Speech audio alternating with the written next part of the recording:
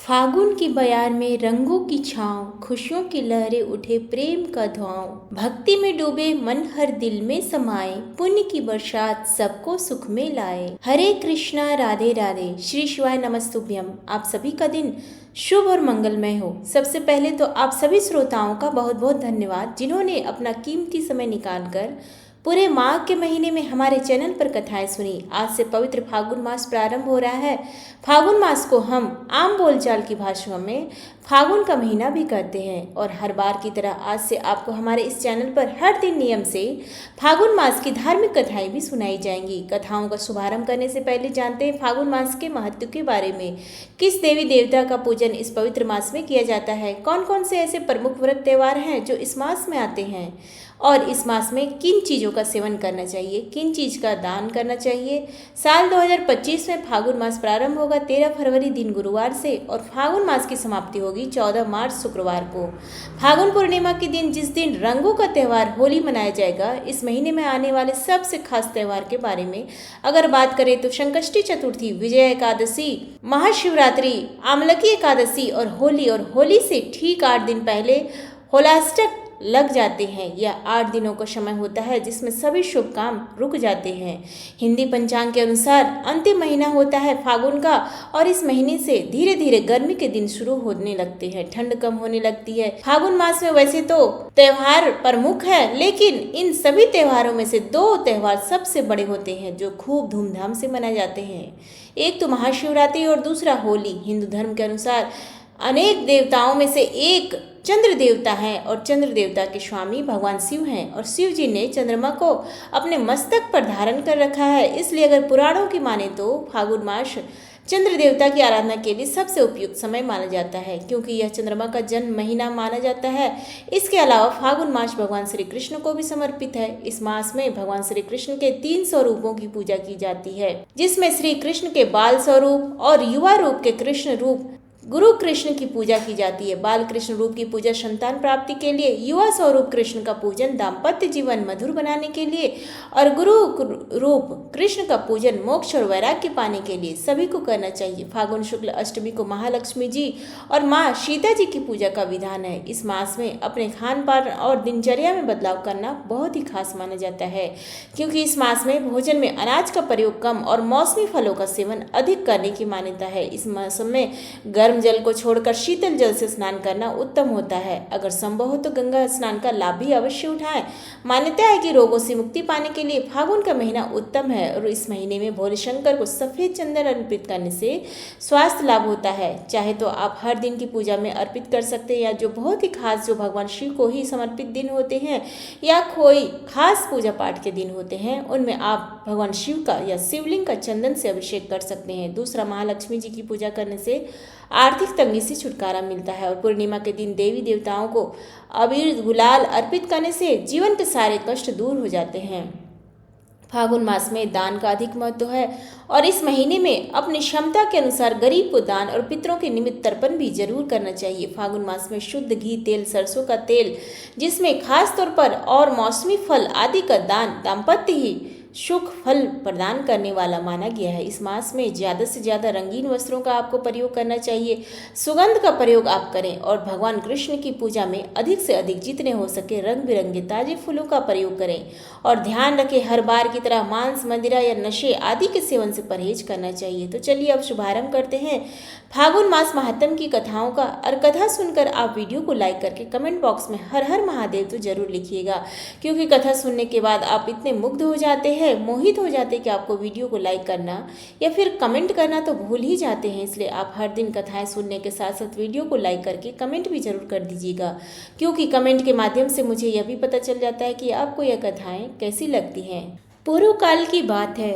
नर्मदा नदी के रमणीय तट पर नर्मपुर में एक विश्वानर नामक मुनि थे, जो भगवान शिव के भक्त और बड़े पुण्यात्मा थे। एक समय भगवान शिव का ध्यान करके वे मन ही मन विचार करने लगे कि चारों आश्रमों में कौन सा आश्रम सत्पुरुषों के लिए विशेष है। सभी आश्रमों के गुण अवगुण का विचार करके विश्वानर ने अपने योग्य उत्तम कुल की कन्या के साथ विधि पूर्वक विवाह किया। मन को संयम में रखने वाले विश्वानर मुनि धर्म, अर्थ और काम का तदनुकूल समय में संग्रह करते थे। वे ब्राह्मण कर्मकांड के ज्ञाता थे, अतः पूर्वाह काल में देव यज्ञ, मध्याह्न में मनुष्य यज्ञ, अतिथि सेवा तथा अपराह में पितृयज्ञ करते थे। इस तरह बहुत समय बीत जाने पर उन ब्राह्मण देवता की पतिव्रता पत्नी सुचिष्मति एक दिन अपने पति से इस प्रकार बोली, हे प्राणनाथ, स्त्रियों के योग्य जितने भोग हैं वे सब आपके प्रसाद से मेरे द्वारा पूर्ण रूप से भोगे गए हैं।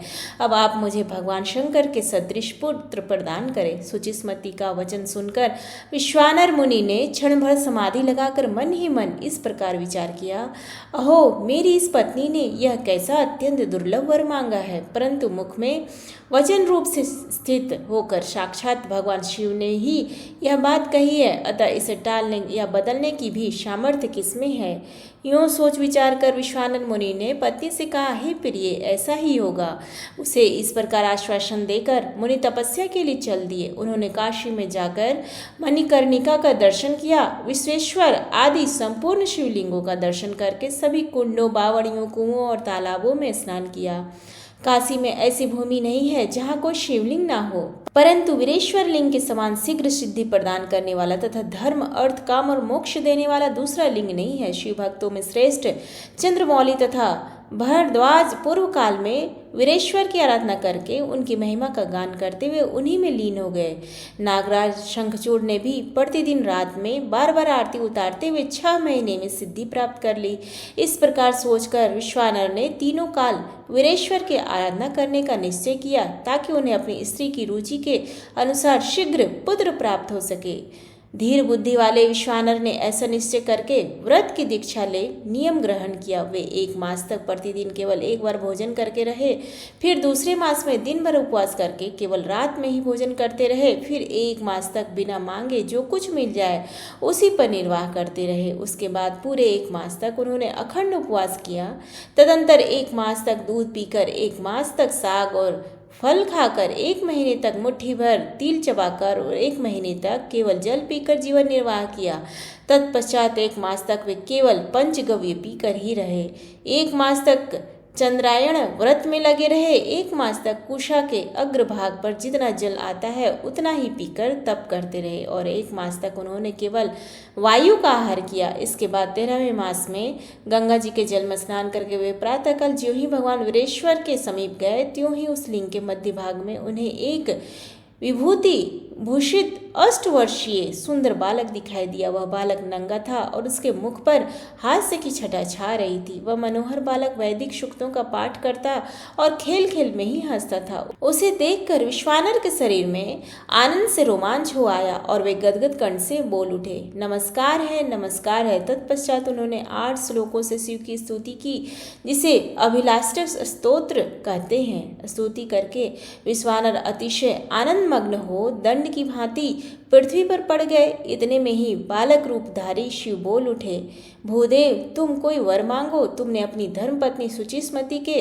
विषय में अपने मन में जो अभिलाषा की है वह थोड़े ही समय में पूर्ण होगी। हे महामते, मैं स्वयं ही सुचिस्मति के गर्भ में आकर तुम्हारा पुत्र होऊंगा। उस समय सब देवताओं का परम प्रिय मैं गृहपति अग्नि के नाम से विख्यात होऊंगा। तुमने जो इस अभिलाष्टक नामक पवित्र स्तोत्र का पाठ किया है, उस स्तोत्र को तीनों समय मेरे समीप यदि पढ़ा जाए तो यह संपूर्ण कामनाओं को देने वाला होगा। इस स्तोत्र का पाठ पुत्र, पौत्र और धन देने वाला होगा, सब प्रकार की शांति करने वाला और संपूर्ण आपत्तियों का नाशक होगा। इतना ही नहीं, यह स्वर्ग, मोक्ष तथा संपत्ति देने वाला भी होगा। 1 वर्ष तक पाठ करने पर यह स्तोत्र पुत्र प्रदान करने वाला होगा। ऐसा कहकर बालक रूपधारी महादेव जी अंतर्ध्यान हो गए और विप्रवर विश्वानर भी अपने घर लौट आए। तदंतर विश्वानर द्वारा विधि पूर्वक गर्भाधान संस्कार संपन्न होने पर उनकी स्त्री सुचिस्मति गर्भवती हुई। तत्पश्चात शुभ ग्रह एवं नक्षत्रों के योग में सुचिस्मति के गर्भ से एक सुंदर पुत्र उत्पन्न हुआ। स्वयं ब्रह्मा जी ने आकर उस बालक का जात कर्म का संस्कार किया और यह बताया कि इस बालक का नाम गृहपति होगा। बालक के लिए उचित रक्षा विधान करके विष्णु एवं महादेव जी के साथ सबके प्रतिमा ब्रह्मा जी हंस पर आरूढ़ हो चले गए। 5वें वर्ष में उपनयन संस्कार कराकर विश्वानर ने उसे वेद पढ़ाना प्रारंभ किया। 3 ही वर्ष में उस बालक ने अंग पद और क्रम के साथ विधि पूर्वक संपूर्ण वेदों का अध्ययन कर लिया। विनय आदि सद्गुणों से संपन्न उस बालक ने गुरुमुख को साक्षी मात्र बनाकर समस्त विद्याएं ग्रहण कर ली। तदंतर 9वें वर्ष में गृहपति जब माता पिता की सेवा में संलग्न था, उस समय इच्छानुसार विचरने वाले देवर्षि नारद जी विश्वानर की पर्णशाला में आए और अर्घ्य एवं आसन ग्रहण करने के पश्चात उन्होंने गृहपति को अपने पास बुला उसके दाहिने हाथ को अच्छी तरह से देखा। उसे देखने के बाद नारद जी कहा, हे विप्रवर, तुम्हारा यह पुत्र समूची पृथ्वी का पालन करने वाला होगा और दिक्पाल पदवी धारण करेगा। इसके पास महान ऐश्वर्य होगा। इसमें राजा होने के लक्षण है। यह अत्यंत सुलक्षण बालक है, किंतु सर्वगुण संपन्न समस्त शुभ लक्षणों से लक्षित तथा संपूर्ण निर्मल कलाओं से युक्त होने पर भी 12वें वर्ष की अवस्था में इसको बिजली की अग्नि से भय है। ऐसा कहकर नारद जी लौट गए। नारद जी के चले जाने पर माता पिता को शोक से घिरा हुआ देख गृहपति ने मुस्कुराते हुए कहा, माता और पिताजी, आप लोगों को इतना भय क्यों हो रहा है? आप दोनों के चरणों की धूलि से मेरे शरीर की रक्षा हो रही है। मुझे काल भी अपना ग्रास नहीं बना सकता, फिर बेचारी बिजली तो बहुत छोटी वस्तु है। आप दोनों मेरी प्रतिज्ञा सुने। यदि मैं आप दोनों का पुत्र हूं तो ऐसा प्रयत्न करूंगा जिससे बिजली स्वयं मुझसे भयभीत होगी।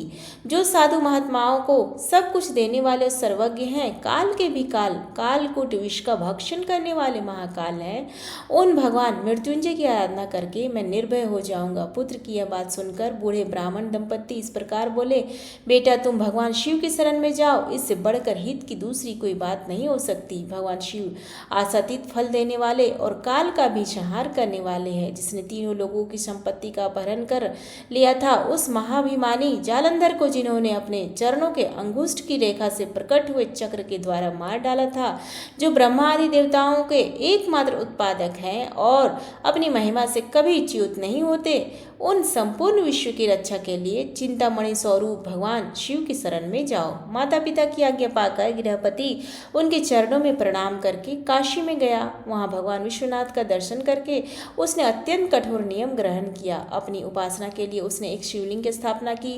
वह प्रतिदिन गंगा के जल से भरे हुए 108 कलशों के वस्त्र द्वारा छाने हुए जल से भगवान शिव को स्नान कराता और उन्हें नील कमल की माला समर्पित करता था। वह माला 1008 पुष्पों से बनी हुई होती। गृहपति 15-15 दिन पर कंदमूल फल का भोजन करता। इस तरह उसने 6 मास व्यतीत किए। फिर 6 महीनों तक उसने एक एक पक्ष पर सूखे पत्ते चबाए। 6 महीनों तक उसने जल की एक एक बूंद का ही आहार किया और 6 महीनों तक केवल वायु भक्षण किया। इस प्रकार तपस्या करते हुए उस बालक के 2 वर्ष बीत गए। जन्म से 12वें वर्ष में वज्रधारी इंद्र उसके समीप आए और बोले, तुम कोई इच्छित वर मांगो, मैं उसे दूंगा। बालक बोला, इंद्र मैं आपको जानता हूँ, किंतु आपसे वर नहीं मांगूंगा। मुझे वर देने वाले तो भगवान शंकर है। इंद्र ने कहा, हे बालक, मैं देवताओं का भी देवता हूँ, मुझसे भिन्न दूसरा कोई कल्याणकारी शंकर नहीं है। तुम मूर्खता छोड़कर मुझसे वर मांगो। बालक बोला, पाक शासन, मैं भगवान शिव के अतिरिक्त दूसरे किसी देवता से याचना नहीं कर सकता। उसकी यह बात सुनकर इंद्र के नेत्र क्रोध से लाल हो गए। उन्होंने भयानक वज्र उठाकर उस बालक को भयभीत किया। विद्युत की सैकड़ों ज्वालाओं से व्याप्त वज्र को देखकर ब्राह्मण बालक को देवर्षि नारद के वचन का स्मरण हो आया और वह भय से व्याकुल होकर मूर्छित हो गया। इसी समय अज्ञानांधकार को दूर करने वाले गौरीपति भगवान शंकर वहां प्रकट हो गए और अपने स्पर्श से उस बालक में नवजीवन का संचार ऐसा करते हुए बोले, वत्स तुम्हारा कल्याण हो, उठो उठो। उसने रात में सोए हुए की भांति बंद नेत्र कमलों को खोलकर और उठकर देखा, आगे भगवान शिव विराजमान है। महादेव जी को पहचान कर गृहपति ने के नेत्रों में आनंद के आंसू छलक आए। वह एक क्षण तक ठगा हुआ सा खड़ा रहा, स्तुति नमस्कार अथवा कुछ निवेदन करने में भी असमर्थ नहीं हुआ। तब भगवान शंकर मुस्कुराते हुए बोले, वत्स गृहपति, तुम भयभीत ना हो। इंद्र, वज्र अथवा काल भी मेरे भक्त का अनिष्ट नहीं करने में समर्थ नहीं है। मैंने ही इंद्र का रूप धारण कर तुम्हें डराया था। हे भद्र, मैं तुम्हें वर देता हूँ, तुम अग्निपद के भागी बनो, तुम संपूर्ण देवताओं के मुख हो जाओ। हे अग्नि, तुम समस्त प्राणियों के भीतर विचरण करो। इंद्र और धर्मराज के मध्य में तुम दिक्पाल बनकर रहो और अपना राज्य ग्रहण करो। तुमने जो यह शिव जी की मूर्ति स्थापित की है, तुम्हारे ही नाम से प्रसिद्ध होगी। ऐसा कहकर गृहपति अग्नि को दिक्पाल पद पर अभिषिक्त करके भगवान शंकर उसी शिव मूर्ति में समा गए।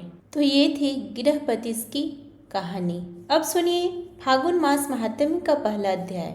बहुत पुरानी बात है, एक गांव में भगवान शिव का एक मंदिर था। उसी मंदिर के बाहर एक पेड़ था जिस पर एक नन्ही चिड़िया रहा करती थी। चिड़िया के 3 छोटे छोटे बच्चे भी थे और वह चिड़िया गांव के घरों से दाना चुग कर लाती, खुद भी खाती और अपने नन्हे मुन्ने बच्चों का पेट भी भरा करती थी। वह चिड़िया भगवान शिव की भक्त थी, हमेशा मन में भगवान शिव और माता पार्वती को याद करा करती। उसी गाँव में एक सेठ और सेठानी भी रहा करते थे। सेठ सेठानी की कोई भी संतान नहीं थी। सेठानी इसी बात से दुखी होकर घर के पीछे बैठकर अक्सर रोती रहती थी। वह चिड़िया पेड़ पर बैठकर उस सेठानी को रोता हुआ देखती। यह देखकर वह चिड़िया खुद भी परेशान हो जाती और मन में भगवान शिव और माता पार्वती से सेठानी को संतान देने की प्रार्थना किया करती। सेठानी बहुत ही धार्मिक और दयालु थी, लेकिन सेठ बहुत कंजूस था और उसे पूजा पाठ भी पसंद नहीं था। उसका मन किसी भी धार्मिक कर्म में नहीं लगता था और वह दान आदि देने से भी मना किया करता था। सेठ को भगवान पर कोई विश्वास नहीं था। वह कभी भी पूजा पाठ नहीं करता था और ना ही कभी कोई व्रत की कथा पढ़ता या सुनता था। सेठ के इन्हीं कर्मों के कारण उन्हें संतानहीन होने का दुख झेलना पड़ रहा था। उधर सेठानी को गांव की ही औरतें जब बांझ करती तो सेठानी घर के पीछे बैठकर रोती रहती। चिड़िया पेड़ पर बैठकर जब यह सब देखती तो उसे सेठानी पर बहुत तरस आता।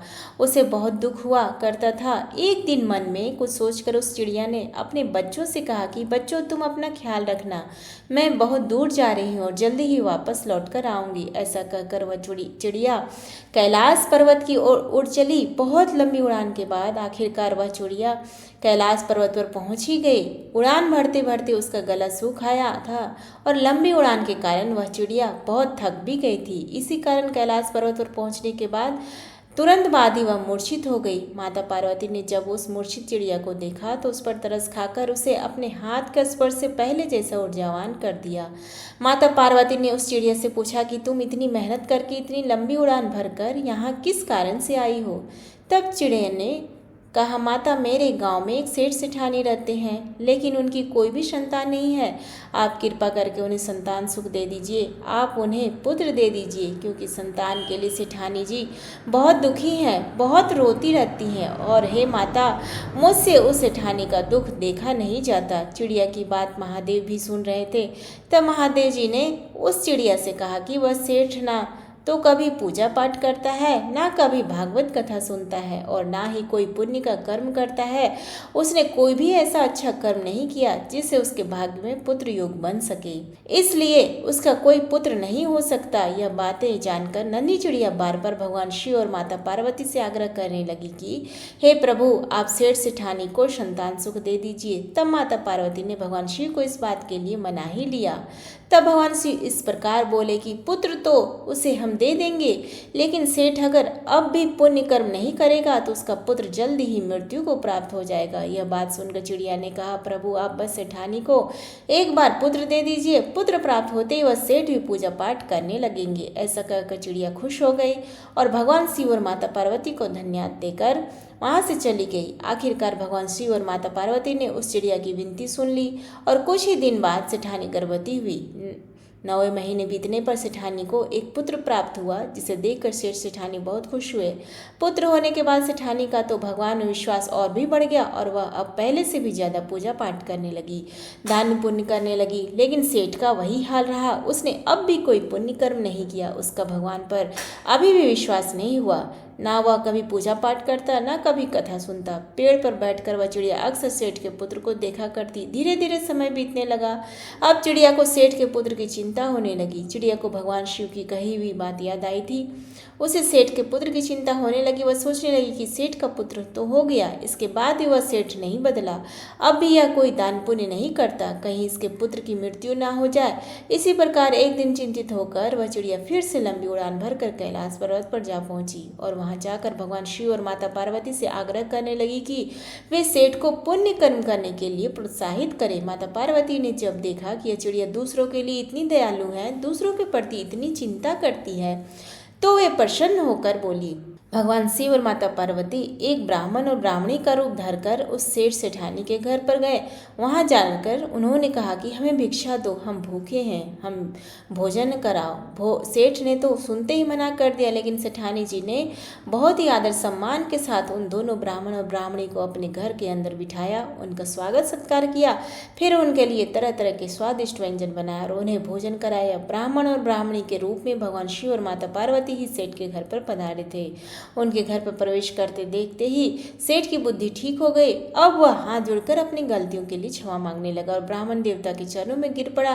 तब ब्राह्मण रूपधारी महादेव ने सेठ से कहा, तुम्हारे भाग्य में संतान सुख नहीं था, क्योंकि तुमने अपने जीवन में कभी कोई अच्छा कार्य नहीं किया। तुमने कभी भगवान पर विश्वास नहीं किया, कभी पुण्य कर्म नहीं किए, कभी ब्राह्मणों को दान नहीं दिया, कभी पूजा पाठ नहीं की, कभी कथाएं नहीं सुनी। लेकिन एक चिड़िया ने मेरे पास आकर तुम्हें संतान देने की प्रार्थना की, जिसकी भक्ति से प्रसन्न होकर ही मैंने तुम्हें पुत्र का वरदान दिया, और आज उसी चिड़िया के कारण तुम्हें पुत्र सुख मिला है। लेकिन अब भी तुमने अगर पूजा पाठ या पुण्य कर्म नहीं किए तो तुम्हारे पुत्र की मृत्यु हो जाएगी। यह बात सुनकर सेठानी तो चिंता के मारे रोने लगी और सेठ सेठानी ने उस चिड़िया को धन्यवाद दिया। सेठ ने कहा, हमारे पुत्र के लिए एक चिड़िया भोलेनाथ से लड़कर हमारे भाग्य में पुत्र सुख लिखवा सकती है, तो क्या हम अपने पुत्र की रक्षा के लिए पुण्य कर्म नहीं कर सकते?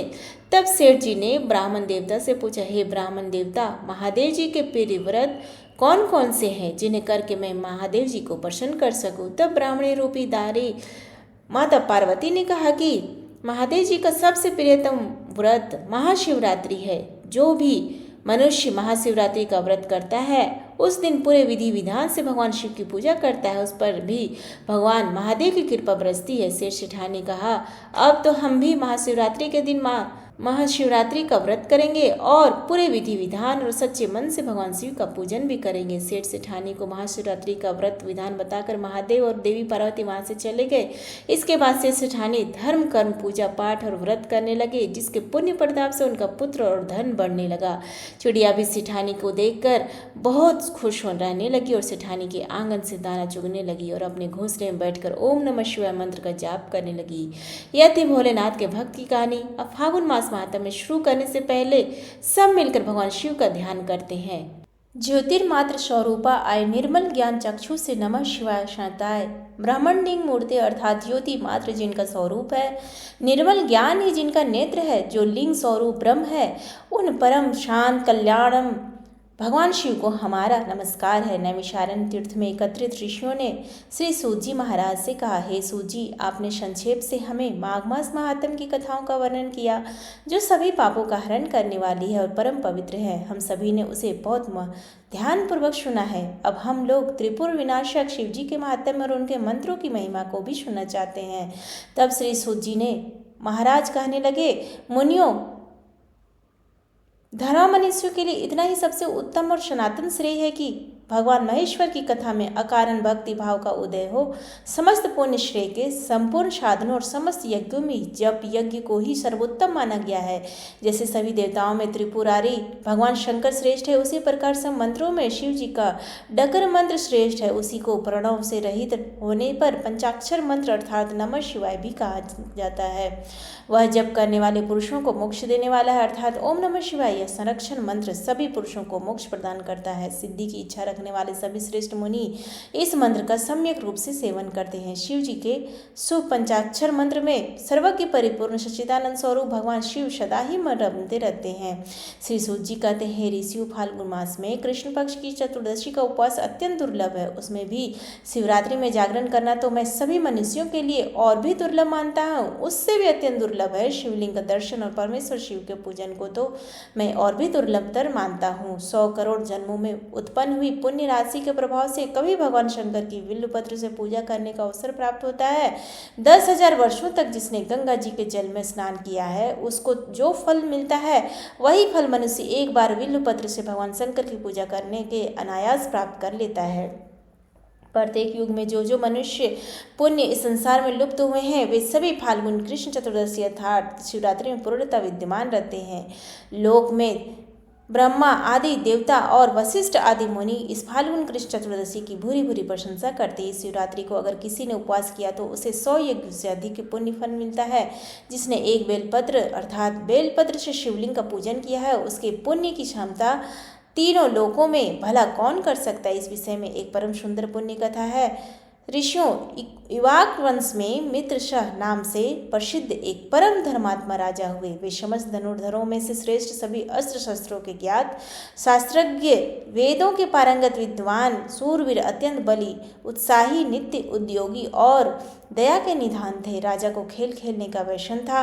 एक दिन उन्होंने अपनी बहुत बड़ी सेना साथ लेकर भयंकर वन में प्रवेश किया और वहां बहुत सारे व्याघ्र, जंगली सुअर और सिंहों को अपने बाणों से बिंद डाला। राजा मित्रशाह रथ पर सवार होकर कवच से सुरक्षित होकर वन में भ्रमण कर रहे थे। उसी समय उन्होंने अग्नि के सम आकृति वाले एक निशाचर को मार दिया। उसका छोटा भाई दूर से यह देखकर शोकमगन हो गया और वह कहीं छुप गया और देखकर उसके मन में ही मन विचार आया कि यह राजा तो बड़ा दुर्वीर है। यह राजा तो बड़ा दुर्वीर है, इसे छल से जीतना चाहिए। ऐसा निश्चय करके वह पाप आत्मा राक्षस मनुष्य के समान आकृति बनाकर राजा के पास आ गया। राजा ने सेवा करने के लिए विनीत भाव से आए हुए उस पुरुष को देखकर अनजानवश उसे रसोई घर का अध्यक्ष बना दिया। इसके बाद राजा लौटकर अपनी पुरी को आ गए। महाराज मित्रशाह की पत्नी मध्यम नाम से प्रसिद्धि वह नल की स्त्री दमयंती के समान बड़ी पतिव्रता थी। एक दिन राजा मित्रशाह ने श्राद्ध के दिन मुनिवर वशिष्ठ जी को निमंत्रित करके अपने घर पर बुलाया। उस समय रसोई के रूप में राक्षस ने साग में मनुष्य का मांस मिला दिया और वही वशिष्ठ जी के आगे परोस दिया। उसे देखकर वशिष्ठ जी बोले, राजन तुझे धिक्कार है, धिक्कार है। तू इतना दुष्ट और छली है कि मेरे आगे मनुष्य का मांस रख दिया। इस पाप के कारण तू राक्षस हो जाएगा। राजा मुनि के चरणों में गिर पड़े और मुनि को विश्वास दिलाने लगे कि उन्होंने ऐसा नहीं किया। जब मुनि को अपने तपोबल से यह मालूम हुआ कि यह सारी करतूतों राक्षस की है तब उन्होंने उस सांप को 12 वर्षों की अवधि में सीमित कर दिया। तब राजा कुपित होकर बोले कि यह मेरी करतूत नहीं थी और ना ही मैं इस विषय में कुछ जानता ही था। मुनिवर, तब भी आपने मुझे अकारण श्राप दे डाला, इसलिए गुरु होने पर भी मैं आपको श्राप देता हूँ। ऐसा कहकर राजा अंजलि में जल भरकर अपने ही गुरु को श्राप देने के लिए तत्पर हो गई। यह देखकर रानी मध्यम ने अपनी पति के चरणों में गिरकर उन्हें ऐसा करने से रोका। रानी के वचन का मान रखने के लिए राजा श्राप देने से निवृत्त हो गए और उस अंजलि के जल को उन्होंने अपने दोनों पैरों में डाल दिए, क्योंकि वह जल तो शापित हो चुका था, जिससे राजा के दोनों पैर मलिन हो गए अर्थात कल में युक्त हो गए।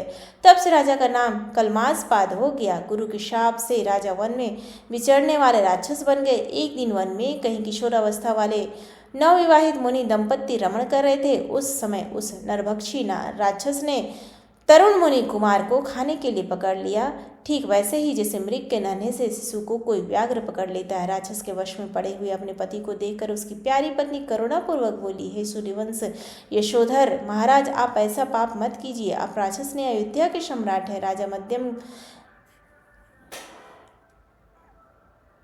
राजा है, रानी मध्यम के पति हैं। प्रभु, यह मेरे स्वामी तो मुझे प्राणों से भी अधिक प्रिय हैं, इन्हें मत मारिए। शरण में आए हुए दीन दुखी मनुष्यों को आप ही देने वाले हैं।